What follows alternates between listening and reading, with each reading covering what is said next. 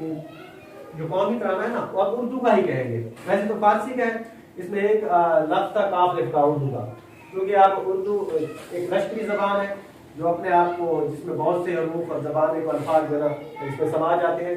तो खैर कहने का मकसद ये था कि आप राइटिंग के हवाले से बात करते हैं। ये जो आपने देखा ना रेड कलर की लाइन लगी हुई है स्ट्रेट लाइन, तो ये इसके नीचे जो रुख है लफ्जों का रोके हैं सिरे हैं उधर जहां बिल्कुल अमूदन है स्ट्रेट है। तो ये आप कुछ बच्चे जो शिक्षा लिखते हैं या बड़े तो इस चीज का आप ख्याल रखें। अगर आपने ऐसे लिखा ना ऐसे पाक सर जमीन जिनके सारे लफ्ज पीछे, तो फिर ये उर्दू में इसकी गुंजाइश नहीं है।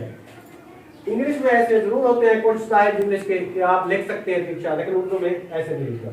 और उसके बाद आप देख सकते हैं कि ये 25 से 30 के दागे से ज्यादातर हरूफ ऊपर से नीचे तक हो रहे हैं। तो आप इसमें देख सकते हैं कि हमने निशान लगाए हुए हैं ईश्वर में, हसीन में, निशान में, इसमें आप देखते हैं शाद में, पाइंदा, तबिंदा, इस्तकबाल, साया, जुल जलाल वगैरह, सितारा में।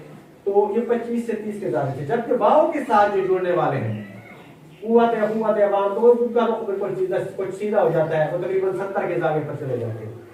तो आपने अब एक एक हर्फ को, एक लफ्ज को देख कर लिखना है, अपने तौर पर नहीं लिखना। अपने तौर पर लिखेंगे तो उसी तौर पर लिखेंगे जैसे आप लिख रहे हैं, तो इसकी नकल इसी की नकल करनी है।